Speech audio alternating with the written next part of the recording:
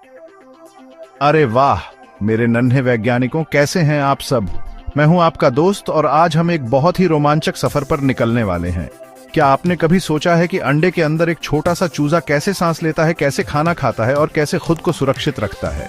ये सब जादू नहीं है, बल्कि यह कमाल है कुछ खास झिल्लियों का, जिन्हें हम अभ्रूण झिल्लियां कहते हैं। आज हम जानेंगे चूजे में पाई जाने वाली 4 मुख्य अभ्रूण झिल्लियों के बारे में।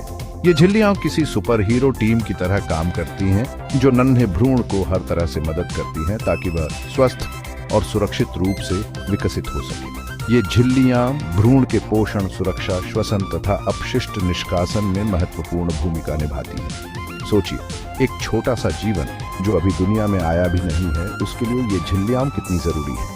ये उसके लिए एक आरामदायक घर बनाती है, उसे खाना पहुंचाती है, उसे सांस लेने में मदद करती है और यहाँ तक कि उसके कचरे को भी ठिकाने लगाती है। ये प्रकृति का एक अद्भुत चमत्कार है और आज हम इसी चमत्कार को करीब से देखेंगे और समझेंगे। तो अपनी कुर्सी की पेटी बांध लीजिए, क्योंकि हम ज्ञान की इस उड़ान पर निकलने वाले हैं। हम एक एक करके इन चारों झिल्लियों के बारे में विस्तार से बात करेंगे। एमनियन, कोरियन, योल्क सैक और एलेंटॉइड्स। हम जानेंगे कि वे कैसे बनती हैं, उनके क्या क्या खास काम हैं और वे कैसे मिलकर चूजे के विकास में योगदान देती हैं। ये यात्रा न केवल ज्ञानवर्धक होगी, बल्कि आपको प्रकृति की इंजीनियरिंग पर आश्चर्यचकित भी कर देगी। तो चलिए बिना किसी देरी के शुरू करते हैं चूजे की इन जीवनदायिनी झिल्लियों की कहानी को। यह वाकई में बहुत दिलचस्प होने वाला है दोस्तों। तो दोस्तों, हमारी कहानी की पहली सुपर हीरो झिल्ली है एमनियन। जरा कल्पना कीजिए, एक छोटा सा नाजुक सा भ्रूण अंडे के अंदर बढ़ रहा है। उसे बाहरी दुनिया के झटकों से और सूखने के खतरे से कौन बचाएगा। यहीं पर एमनियन अपना कमाल दिखाता है। ये झिल्ली भ्रूण के चारों ओर एक थैली बनाती है, ठीक वैसे ही जैसे एक गुब्बारे के अंदर पानी भरा हो। इस थैली के अंदर एक खास तरल पदार्थ भरा होता है, जिसे एमनियोटिक द्रव कहते हैं। यह द्रव किसी आरामदायक पानी के बिस्तर की तरह काम करता है, जो भ्रूण को हर तरफ से सहारा देता है। यह एमनियोटिक द्रव सिर्फ आराम ही नहीं देता, बल्कि यह एक बेहतरीन शॉक एब्जॉर्बर भी है। अगर अंडे को हल्का सा झटका भी लगे तो यह द्रव उस झटके को सोख लेता है और भ्रूण तक पहुंचने से रोकता है। सोचिए यह कितना महत्वपूर्ण है, खासकर जब मुर्गी अंडे पर बैठकर उसे सेती है या उसे थोड़ा हिलाती डुलाती है। इसके बिना नन्हा भ्रूण आसानी से घायल हो सकता था। एमनियन यह सुनिश्चित करता है कि भ्रूण एक सुरक्षित और स्थिर वातावरण में विकसित हो सके, जैसे एक माँ अपने बच्चे को अपनी गोद में सुरक्षित रखती है। इसके अलावा एमनियन भ्रूण को निर्जलीकरण से भी बचाता है। निर्जलीकरण यानी पानी की कमी किसी भी जीवित कोशिका के लिए बहुत खतरनाक हो सकती है, खासकर एक विकासशील भ्रूण के लिए। एमनियोटिक द्रव भ्रूण को नम रखता है और उसे सूखने से बचाता है। यह झिल्ली भ्रूण के बिल्कुल करीब होती है, उसे चारों ओर से घेरे रहती है, मानो कह रही हो, चिंता मत करो, मैं तुम्हारी रक्षा के लिए यहाँ हूँ। यह भ्रूण को स्वतंत्र रूप से हिलने डुलने की भी जगह देता है, जिससे उसके अंगों का सही विकास हो पाता है। तो संक्षेप में एमनियन एक तरह का निजी बॉडीगार्ड और लाइफ सपोर्ट सिस्टम है। यह भ्रूण को यांत्रिक आघातों से बचाता है, उसे सूखने नहीं देता और उसे एक स्थिर तापमान भी प्रदान करने में मदद करता है। यह झिल्ली भ्रूण के विकास के शुरुआती चरणों में ही बन जाती है और अंत तक उसका साथ निभाती है। सचमुच प्रकृति की यह रचना कितनी अद्भुत है, जो इतने छोटे से जीव की सुरक्षा का इतना बढ़िया इंतजाम करती है। एमनियन के बिना चूजे का सुरक्षित विकास लगभग असंभव होता। अब मिलते हैं हमारी दूसरी महत्वपूर्ण झिल्ली कोरियन से। यह झिल्ली अंडे में सबसे बाहर की तरफ होती है, मतलब यह एमनियन और अन्य झिल्लियों को भी बाहर से घेरे रहती है, अंडे के खोल के ठीक नीचे। इसे आप भ्रूण का बाहरी सुरक्षा कवच भी कह सकते हैं। लेकिन इसका काम सिर्फ सुरक्षा देना ही नहीं है, बल्कि यह एक बहुत ही महत्वपूर्ण भूमिका निभाती है गैसों के आदान प्रदान में। हाँ, आपने सही सुना, चूजे को भी सांस लेने की जरूरत होती है और कोरियन इसमें उसकी मदद करता है। कोरियन अंडे के छिलके के बहुत करीब स्थित होने के कारण बाहरी वातावरण और भ्रूण के बीच एक पुल का काम करता है। अंडे का छिलका, जिसे हम कैल्शियम कार्बोनेट से बना हुआ देखते हैं, उसमें बहुत छोटे छोटे छेद होते हैं, जिन्हें रंध्र कहते हैं। ये रंध्र इतने सूक्ष्म होते हैं कि हमें नंगी आंखों से दिखाई नहीं देते, लेकिन ये ऑक्सीजन को अंदर आने और कार्बन डाइऑक्साइड को बाहर जाने का रास्ता देते हैं। कोरियन झिल्ली इन गैसों के परिवहन में महत्वपूर्ण भूमिका निभाती है। यह सुनिश्चित करती है कि भ्रूण को लगातार ताजी ऑक्सीजन मिलती रहे और उसके शरीर में बनी कार्बन डाइऑक्साइड बाहर निकलती रहे। विकास के बाद के चरणों में कोरियन एक और झिल्ली एलेंटॉइस के साथ मिलकर एक संयुक्त संरचना बनाती है जिसे कोरियो एलेंटॉइक झिल्ली कहते हैं। यह संयुक्त झिल्ली गैस विनिमय के लिए और भी अधिक कुशल हो जाती है क्योंकि इसमें रक्त वाहिकाओं का एक समृद्ध नेटवर्क होता है। ये नेटवर्क ऑक्सीजन को सीधे भ्रूण के रक्त प्रवाह में पहुंचाता है और कार्बन डाइऑक्साइड को रक्त से बाहर निकालता है। यह एक तरह से भ्रूण के फेफड़ों की तरह काम करता है जब तक कि उसके अपने फेफड़े पूरी तरह से विकसित नहीं हो जाते। तो कोरियन न केवल एक बाहरी सुरक्षा परत है बल्कि यह भ्रूण के लिए जीवनदायिनी ऑक्सीजन का प्रवेश द्वार भी है। यह झिल्ली सुनिश्चित करती है कि भ्रूण बाहरी दुनिया से कटा हुआ न रहे बल्कि उससे जरूरी चीजें ले सके। इसकी स्थिति और संरचना इसे गैस विनिमय के लिए एकदम उपयुक्त बनाती है। बिना कोरियन के भ्रूण को पर्याप्त ऑक्सीजन नहीं मिल पाएगी और वह जीवित नहीं रह पाएगा। यह प्रकृति की एक और शानदार व्यवस्था है जो अंडे के अंदर जीवन को संभव बनाती है।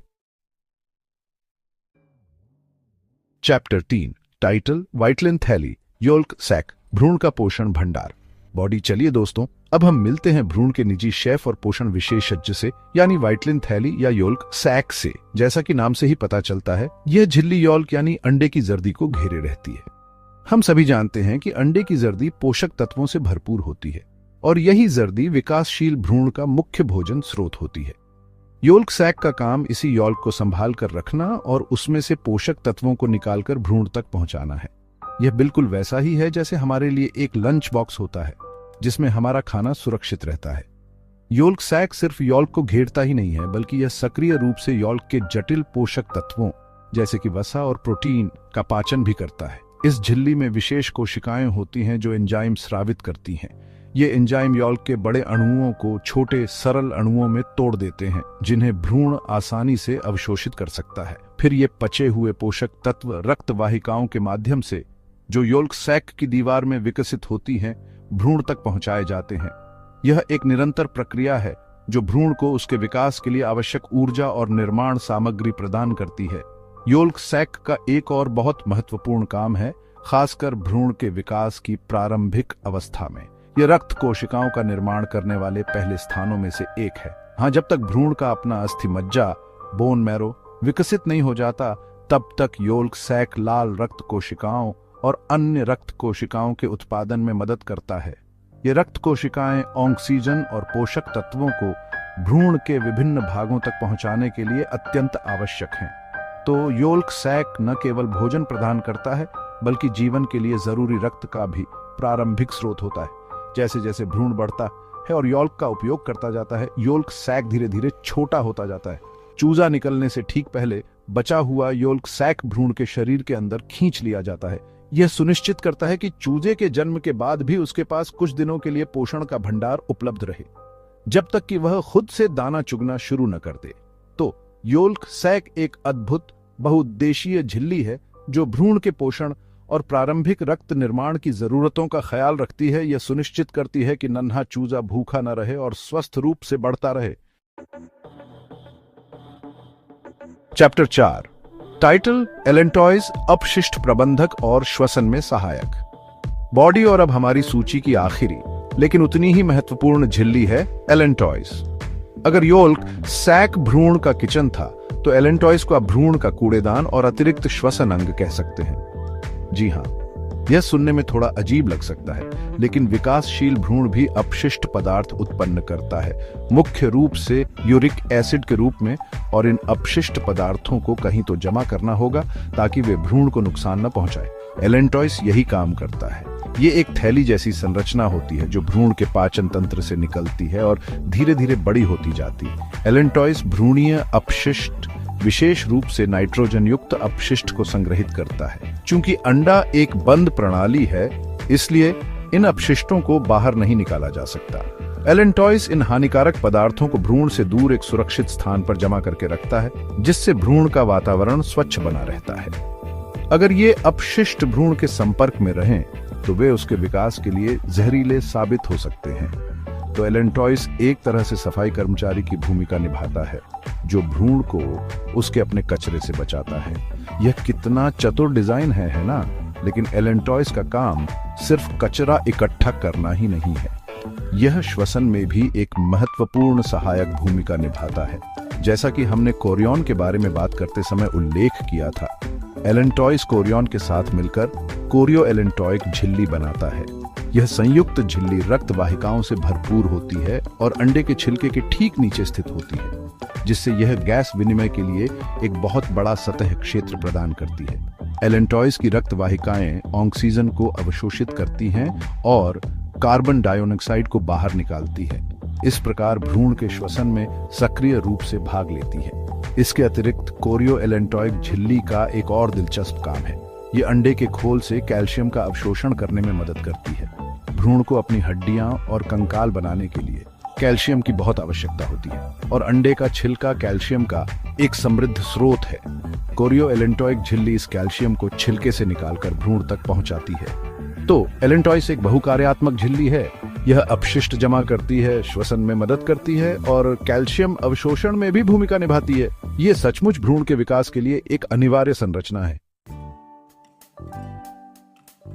ऊतरो टाइटल झिल्लियों का जीवन चक्र, प्रकृति का अद्भुत संतुलन। बॉडी तो मेरे प्यारे दोस्तों ये थी चूजे में पाई जाने वाली 4 मुख्य अपभ्रूण झिल्लियां, एमनियन, कोरियन, योल्क सैक और एलेंटॉइस और उनके महत्वपूर्ण कार्य। हमने देखा कि कैसे ये चारों झिल्लियां एक टीम की तरह काम करती हैं। प्रत्येक की अपनी विशेष भूमिका होती है और सभी मिलकर यह सुनिश्चित करती हैं कि एक नन्हा सा भ्रूण अंडे के सुरक्षित कवच के भीतर एक स्वस्थ चूजे के रूप में विकसित हो सके। एमनियन उसे सुरक्षा और नमी देता है, कोरियन गैसों का आदान प्रदान संभव बनाता है, योल्क सैक उसे भरपूर पोषण प्रदान करता है और एलेंटॉइस अपशिष्ट का प्रबंधन करता है और श्वसन में सहायता करता है। यह प्रकृति की इंजीनियरिंग का एक बेहतरीन उदाहरण है।